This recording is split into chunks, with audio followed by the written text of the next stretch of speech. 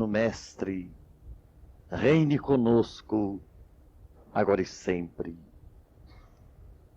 Nossa posição perante a doutrina espírita é aquela posição quase dos privilegiados, porque estamos diante do Consolador prometido por Jesus aos seus discípulos há quase 20 séculos.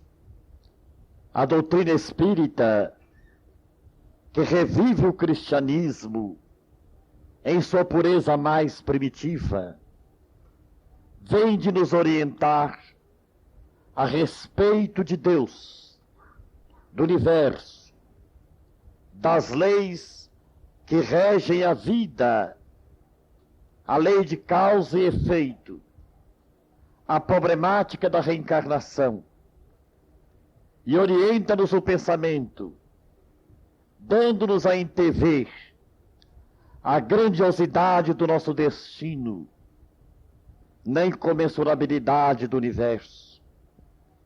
Nosso estágio na Terra é o estágio brevíssimo, transitório, aonde a reencarnação nos enseja a oportunidade de estudarmos e, ao mesmo tempo, de resgatarmos as nossas dívidas anteriores, pregressas, de outras migrações planetárias, e nos prepararmos conscientemente, mercê da fé raciocinada, que todos nós aurimos nas luzes abençoadas do Espiritismo, quanto ao nosso porvir imortalista.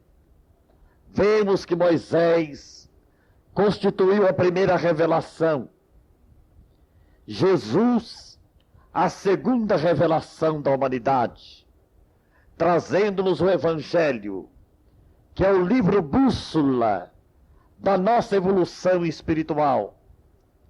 E séculos depois, o Consolador prometido por Jesus haveria de nascer no solo de França, com o eminente pedagogo Léon Hippolyte Denisard Rivail, cognominado mais tarde como Allan Kardec, o codificador do Espiritismo, o homem que se debruçou no abismo do mundo espiritual, sondando-lhe os enigmas, e confabulou com seus habitantes, codificando assim a doutrina dos espíritos, que como fenômeno ela sempre existiu desde os primórdios da humanidade, mas como doutrina codificada tem apenas 100 e poucos anos.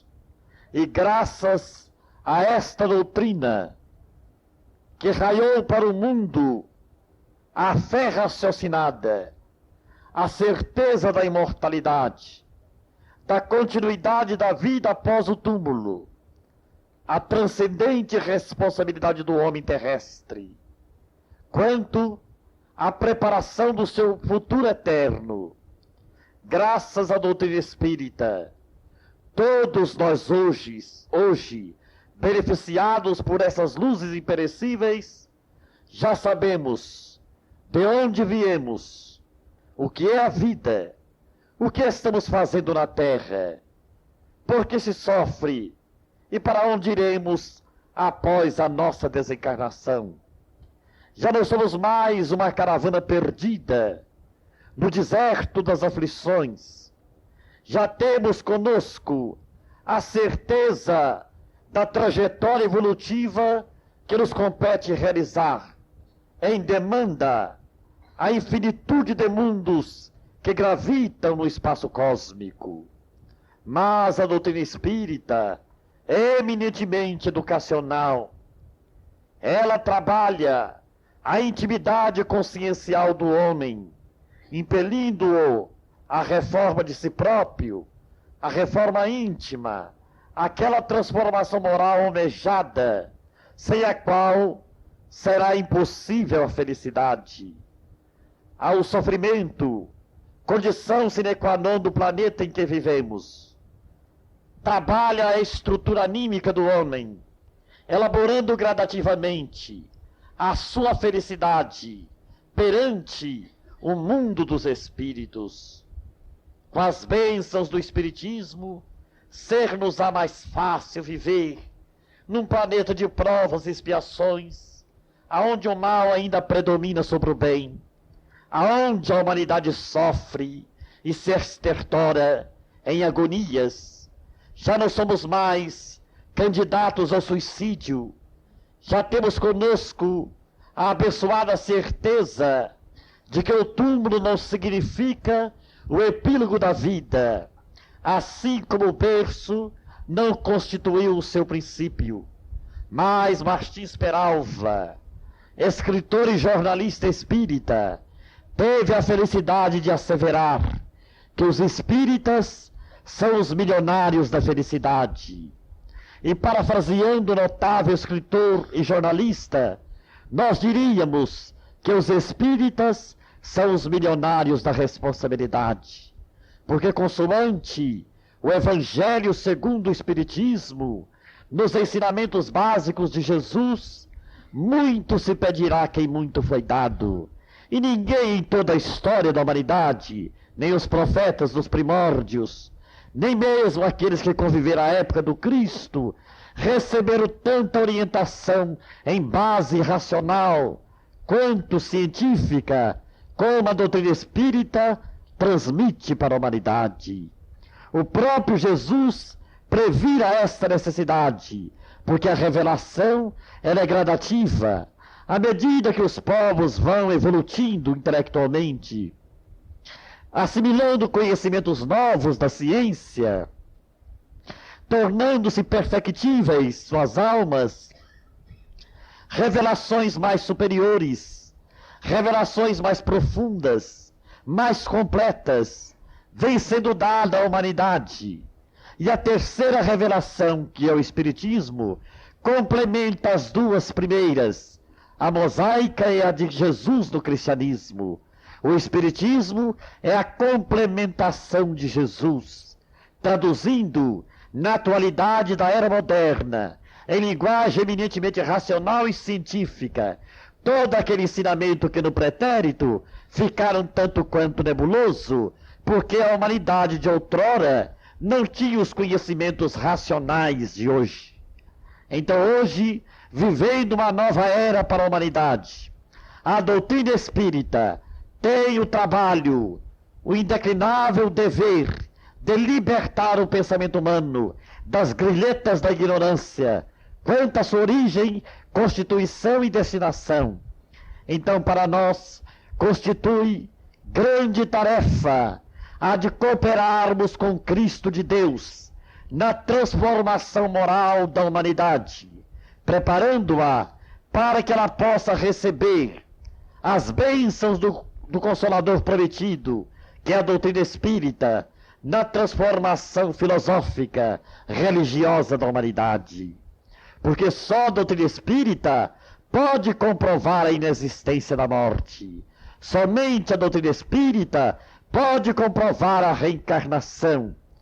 E com esse conhecimento básico, porque a reencarnação é fundamental na evolução dos povos, das humanidades, dos seres, não apenas em se tratando da Terra, mas como de todos os mundos do espaço cósmico, porque nós sabemos, por Allan Kardec, da pluralidade dos mundos habitados. Todos os mundos que enxameiam na grande casa cósmica do universo são mundos habitados por humanidades infinitas, cada qual em suas gradações evolutivas. E a Terra poder-se-ia dizer que é um finitésimo grãozinho de areia diante do Sol, que é 1.300.000 vezes maior do que o nosso habitat terreno. Esta compreensão da doutrina espírita dá-nos a coragem de vencermos todos os reveses, todas as vicissitudes, todo o sofrimento que parece esmagar a humanidade desde sua origem. Com o abençoado entendimento espírita, nós todos somos convocados para o árduo trabalho de sua divulgação, dando testemunho a todo instante da beleza que é a doutrina espírita, para que todos possam conhecê-la. O espírita é o cristão moderno, dinâmico, atuante. Não se pode conceber o espírita estagnado, de braços cruzados na ociosidade. A fé espírita é aquela fé que comanda as criaturas para a bênção do trabalho em benditas realizações que transcendem a própria compreensão humana. Não há lugar, pois, para mentes ociosas. Todos nós somos desafiados a sairmos do nosso antigo e milenário egoísmo para sentirmos de perto as grandes dores da humanidade, a nossa família universal. Com esse pensamento, a guiar-nos pelas veredas da terra, ao olharmos os embora estrelado, aspiramos um dia sermos seus futuros cidadãos. Mas para que isto ocorra com a felicidade de uma vida espiritual feliz, esclarece-nos a doutrina espírita o inalienável dever de trabalharmos infatigavelmente na reforma moral de nós mesmos e na extensão do bem condicional para o próximo. A felicidade, pois, é uma construção no tempo e no espaço. Ela não nos vem por osmose, ela não nos vem de graça, é uma conquista de cada um no tempo. E para que isto se realize em profundidade dentro de nós, somos desafiados a combater as más tendências, os instintos ainda fortes, predominantes, animalizados, que cada um de nós tem dentro do próprio ser, transformando o homem velho em homem novo. E em busca do homem novo, a doutrina espírita vai trabalhando a nova humanidade do futuro. Por isto é a era nova. É o raiar de uma nova era para a humanidade. Um novo ciclo evolutivo se aproxima da Terra. Estamos às portas do terceiro milênio. A tempestade renovadora, ela envolve a humanidade toda. No norte e no sul, no leste e oeste do mundo, não há quem não esteja passando pelos processos kármicos de depuração, pelos sofrimentos morais ou físicos, para que o homem se prepare para o grande evento que se aproxima, a nova era da humanidade. E somente a doutrina espírita poderia ter a substância, a força de persuasão, de convicção, para resistir às investidas do materialismo e metamorfosear a religião na dinâmica do próprio espírito, tirando-a do museu da fé cega, fanática, paralítica, inerme, aonde o homem vive apenas de maneira contemplativa, sem atingir a plenitude da sua condição espiritual. O Espiritismo libertou-nos do medo da morte e explicou-nos que não existe um inferno eterno, aonde as almas pecadoras, aqueles que não puderam se redimir, vão permanecer eternamente em sofrimentos tenebrosos. O Espiritismo nos mostra que céu e inferno são estados conscienciais do homem. Aqui mesmo na Terra, podemos estar vivendo a nossa parcela de céu ou a nossa dimensão de inferno, conforme o nosso modus vivendi, o nosso comportamento diário. A fé espírita nos elucidou quanto aos enigmas do sofrimento, as desigualdades sociais, as desigualdades intelectuais, os desníveis dos próprios recursos econômicos, a diversidade dos caracteres, das aptidões. Então a doutrina espírita, estudando-se num conjunto de aquisições evolutivas, mostra que o nosso hoje reflete o nosso ontem, E o nosso amanhã é uma decorrência do nosso agora. Não há mais enigma. Temos conosco a bússola direcional para viajarmos tranquilos na evolução planetária. Não nos falta informações, mas o grande desafio está conosco. Aquele que perseverar até o fim, afirmar o Cristo, será salvo. Porque fácil é começar. Atravessamos os pórticos do entusiasmo. Começamos felizes a tarefa espírita, mas em sobrevindo os testes, os sofrimentos necessários, na hora do testemunho, muitos de nós nos debandamos, fugimos, recuamos, amedrontados, ou então achamos que não compensa lutar pelo futuro do espírito e nos comprazemos no amolecimento da carne, vivendo apenas na horizontal das preocupações transitórias, eminentemente terrestres.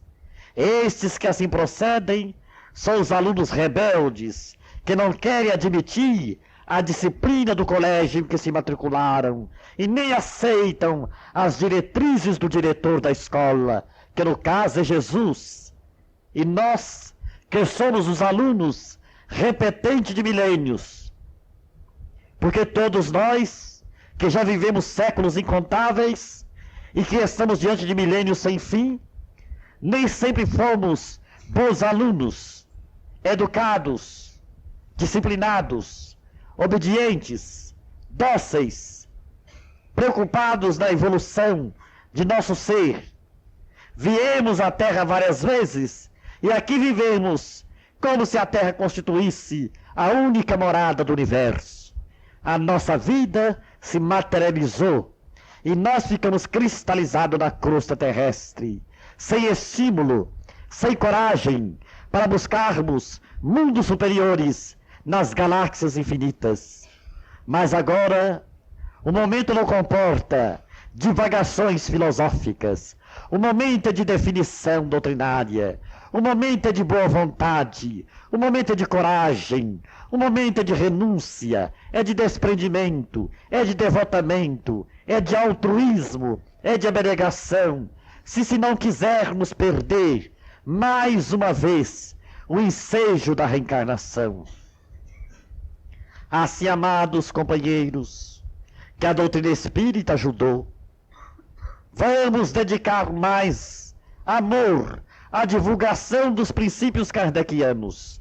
Vamos dar o máximo de nós na expansão doutrinária do Espiritismo, porque só assim faremos jus à morada dos justos que a terra será no futuro. Somente assim lograremos voltar no futuro para habitarmos uma terra de paz, uma terra de amor, uma terra sem o ódio, sem o orgulho, sem a vaidade, sem as guerras, sem as doenças. Aquele paraíso que a terra será um dia. Mas para isto, todos nós temos muito trabalho pela frente. Nada nos vem, repitamos, de graça. Somos cooperadores de Deus. Escreveu Leopoldo Cirne um livro admirável, ao qual ele deu o título O Homem, o Cooperador de Deus. Deus é o Criador de todas as coisas, mas o Espírito inteligente criado por Deus é o co-criador. Nós somos cooperadores de Deus dentro da vida, dentro do universo. Assim como nós nos valemos inteligentemente dos animais inferiores a nosso serviço, os Espíritos do Senhor se valem de nós, também para o trabalho que eles pretendem realizar na transformação moral da humanidade. Então todos nós somos trabalhadores, todos nós somos operários, todos nós temos uma tarefa, uma missão a cumprir. Por mais singela, por mais modesta, a tarefa deve ser cumprida em benefício da nossa própria felicidade. Não há lugar para omissões, para renúncias de posições. O espírita compreende que o encargo, a tarefa, pertence-lhe de forma espetacular. É quase um privilégio, é uma honra trabalharmos para o Cristo de Deus. E Allan Kardec trabalhou até o esgotamento das próprias forças físicas. Assim, hoje, herdeiros do cristianismo redivivo, na beleza da doutrina espírita, com a orientação básica do problema do ser, do destino e da dor, somos realmente os milionários da felicidade. Mas o mundo sofre, a sociedade humana se estertora, a dor campeia em frene, a lágrima, as doenças, os processos da obsessão, as calamidades, aí estão. A hora parece que é de tumulto, mas os Espíritos nos ensinam a ver tudo isto como sendo o grande momento da transformação planetária. E por esta razão, todos nós fomos convocados na era nova da humanidade a dar a nossa participação inteligente, consciente na construção do novo mundo. Mas o que estamos fazendo do corpo, da saúde relativa, dos dotes da inteligência? O que estamos fazendo do tesouro comum que é o tempo? Qual é o sentido da vida? Quais os objetivos da vida? É uma pergunta que nós devemos fazer a nós mesmos para não sermos precisos ouvi-la amanhã dos próprios espíritos, quando formos por nossa vez os desencarnados do futuro. O que estamos fazendo da oportunidade?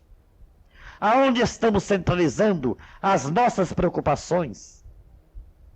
Viver com mais desprendimento, viver com mais sabedoria, viver com mais devotamento à causa do Cristo, viver com mais elevação de sentimentos, é o dever primordial de todos nós. E o Espiritismo nos enseja esta oportunidade de autolibertação para buscarmos as premissas gloriosas do futuro. Enquanto perdurar o egoísmo, a humanidade há de sofrer. O egoísmo é o câncer da humanidade. A Terra ainda não atingiu a sua posição de mundo feliz, graças a essa chaga execrável, a esta pústula mal cheirosa que é o egoísmo. E todos nós a temos dentro do coração. Ao nos libertarmos do egoísmo, libertar-nos-emos do sofrimento. E teremos conosco o tesouro divino do equilíbrio e da felicidade. Mas enquanto perdurar em nós o egoísmo, estaremos prisioneiros numa masmorra infecta e úmida, sem sol, sem ar puro, asfixiando-nos, porque o egoísmo embrutece a alma. Então a tarefa dos espíritos não é uma tarefa fácil. Transformar a mentalidade humana, concitar o homem a reformular conceitos, a renovar atitudes, hábitos, costumes, tendências, para que ele se conscientize que ele é espírito e não matéria, que ele vai viver sempre e não temporariamente, que a Terra é uma escola de transição e não a morada permanente dos espíritos agora vivendo. A Terra será no futuro o planeta feliz como todos os demais, que gravita no espaço superior do cosmos. Mas até lá, meus irmãos, ainda teremos muito de reencarnarmos, trabalharmos, sofrermos na purificação de nossa própria alma. Mas um aluno inteligente é aquele que aproveita ao máximo a presença dos professores, das estantes recheadas de livros, e estuda, tentando alcançar os mais elevados pontos da cultura. Assim é o símbolo da reencarnação. Ninguém veio à Terra para passear. A Terra não é lugar de turismo. Reencarnação não é excursão turística. Reencarnação é compromisso com a vida. Não é fácil conseguir um corpo. Muitos de nós ficamos da espiritualidade anos, muitos anos, aguardando uma oportunidade de um corpo carnal, a fim de começarmos uma nova vida, de recomeçarmos uma nova etapa evolutiva. Mas aí aqui chegando, nós nos acomodamos, somos como que anestesiados, olvidamos os imperativos dos deveres espirituais e nos comprazemos tão somente com a vida material que nos fala mais de perto aos sentidos, à sensibilidade, aos prazeres, à sensualidade, à avareza e todas as paixões humanas. É a razão porque a dor é a grande mestra das almas. A humanidade não poderia viver sem a presença do sofrimento, porque do contrário, a nossa evolução para Deus seria feita dentro de milênios insondáveis. Mas a dor ajuda a caminhar depressa. O sofrimento ajuda a caminhar mais rápido, porque quando o homem sofre, ele procura a solução para o seu sofrimento. Ele quer melhorar-se, ele quer ter uma explicação racional por que se sofre, ele quer um antídoto contra os seus males, ele quer uma libertação espiritual. Então, à medida que ele procura o conhecimento, ele se liberta da ignorância que o escravizava. Eis aí o tesouro da doutrina espírita, em bases de fé raciocinada. Meus irmãos, que maravilha para nós o conhecimento do Espiritismo. O Espiritismo faz o grande prodígio de nos dar a alta aceitação de nós mesmos, de não nos revoltarmos diante do sofrimento, de não buscarmos o suicídio, de não derraparmos para o homicídio, de não vivermos entregues ao materialismo, à dissipação. A doutrina espírita nos educa, ela aprimora as nossas almas, ela nos mostra que todos nós já vivemos da eternidade, embora estejamos no corpo. Tudo é questão apenas de dimensão vibratória. Mas muitos estão esperando desencarnar primeiro para começar a se renovar. Enquanto está aqui, quer viver aqui, apenas em função da matéria, gozando a matéria até a sua extinção. Depois, quando se torna espírito, começa a obsediar a humanidade, a vampirizar a humanidade, porque não se prepararam devidamente, passaram pelo mundo e não viveram, passaram pela reencarnação e não souberam aproveitá-la. Depois da desencarnação, se transforma em espíritos sofredores, seres atormentados e atormentadores, que enxameia por toda a crosta da terra. Então não vamos permitir que isso aconteça conosco. Vamos atender aos apelos do Evangelho. Preparemos a nova era da humanidade. Tudo vai passar. As doenças vão passar. As guerras vão passar, os terremotos vão passar, a discórdia vai passar. Tudo há de se renovar em relação ao espírito dentro do tempo. Os loucos voltarão ao juízo, os cegos voltarão a enxergar, os paraplégicos vão de correr, toda a humanidade será feliz. Mas para que isto aconteça, só há uma resposta. O grande trabalho que devemos realizar em favor de nós mesmos. Deus ajuda a quem se ajuda. Deus não dá, Deus retribui. Vamos cooperar com Deus com Jesus, com Allan Kardec na doutrina espírita. Vamos dar a nossa participação inteligente, consciente, fraterna, em prol dos nossos.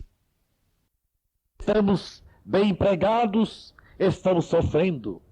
Se temos dinheiro, estamos sofrendo. Se estamos no casamento, estamos sofrendo. Se estamos solteiros, estamos sofrendo. Criança, jovens, anciãos, todos estão sofrendo. Qual a razão do sofrimento na humanidade? É porque o sofrimento é o despertador das almas. Senão nós estaríamos dormindo o sono das estátuas, cristalizado no nosso primitivismo. É através do sofrimento que a humanidade acorda do seu letargo. Se nós não tivéssemos nenhum problema, nem moral, nem espiritual, nem físico, nem familiar, será que todos nós estaríamos hoje na casa de Ismael? Será que nós não estaríamos procurando outras preocupações? Acontece que cada qual está vigiado, e esse vigia chama-se dor. Ela nos espreita, ela nos pageia, ela nos conduz de forma sábia para que nós busquemos a nossa sintonia com Deus, a nossa sintonia com Jesus, com o mundo espiritual. Então vamos compreender o papel importante do sofrimento na humanidade. Deus nos ama. E qual é o pai que não corrige o filho que ama? Se nós que somos imperfeitos, na condição de pais e educadores, corrigimos os nossos filhos, será que a suprema perfeição que é Deus nos deixaria a esmo no universo? Sem uma rota, sem um objetivo, sem um esquema de trabalho e de evolução? Então nós não ouvimos os apelos do amor. O amor esteve entre nós há quase 20 séculos e nós o massacramos na cruz. Hoje, a nossa caminhada se faz pelo sofrimento. É pela dor, é pela carência, é pela obsessão que nós buscamos as casas religiosas, as casas espíritas por excelência. Porque o contato com o conhecimento espiritual, nós passamos a entender por que estamos sofrendo e o que devemos fazer para sofrermos menos. Então os Espíritos nos apresentam a receita das receitas. Amai-vos uns aos outros como eu vos amei. O trabalho em favor dos que sofrem, desafiando o homem a sair de si mesmo, a abandonar o seu comodismo e lutar corajosamente pela felicidade dos seus irmãos. E à medida que ele dá, recebe, porque felicidade é troca, amor é fusão. Então, quando todos nós estivermos conscientes do privilégio de servir, diz Jair Presente, levantaremos mais cedo para disputar quem é que serve mais. É a gincana do bem. O bem é a única porta de libertação. Não é uma das portas, é a única porta de libertação. É o bem para com o próximo, é ajudar a humanidade, é cooperar com a humanidade, é sermos úteis de alguma forma. É o sentido da felicidade espiritual. Para quando chegarmos no mundo dos espíritos, o passaporte é um só, consciência tranquila. Se você cumpriu com o seu dever, você terá pela frente caminho livre. Se você foi negligente, ocioso, egoísta, indiferente, materialista, gozador, sinal vermelho, nem um passo à frente. você vai sofrer a consequência de tudo isso e voltar em situações piores. O diretor da escola não brinca. Ele está profundamente interessado em terminar a sua tarefa. E a tarefa de Jesus é a redenção da humanidade. Nenhuma das ovelhas que meu Pai me confiou se perderá, afirmar o Cristo. E eu estarei convosco até a consumação dos séculos. E ele não nos deixou órfãos. Conosco está Jesus nas luzes abençoadas da doutrina espírita, nos ensinando tudo quanto ele nos ensinara, e mais ainda, dando orientação eminentemente racional e científica do futuro que nos espera a todos. Então aproveitemos o estágio escolar da reencarnação, trabalhemos a nós mesmos, renovemo-nos. Às vezes, nós nos preocupamos muito em renovar o vizinho, mas nós não nos renovamos. A renovação do vizinho vem da nossa renovação. A maior pregação é o exemplo. Se nós não dermos o exemplo, a nossa palavra se perde. Mas à medida que nós vamos dando o exemplo, as pessoas vão se contagiando, sendo tocadas emocionalmente. Na hora moderna, entre tantos outros exemplos, vocês querem um exemplo maior que o Chico Xavier? Por que todos procuram-no? Porque ele tem para dar o exemplo do amor, o exemplo do devotamento, o exemplo da abnegação com Cristo, o exemplo da fidelidade à mediunidade, o exemplo da purificação. Então, espíritas companheiros, o Evangelho foi peremptório, a era nova, lembrou-nos de Moisés, o profeta hebreu, que trouxe para a humanidade a primeira revelação nos 10 mandamentos da lei. A segunda grande revelação, o cristianismo, com a personalidade sublime de Jesus. E a terceira revelação, que não é individual, é coletiva, temo-la com a doutrina espírita, ou doutrina dos espíritos. Então nós estamos trabalhando na transformação moral da humanidade.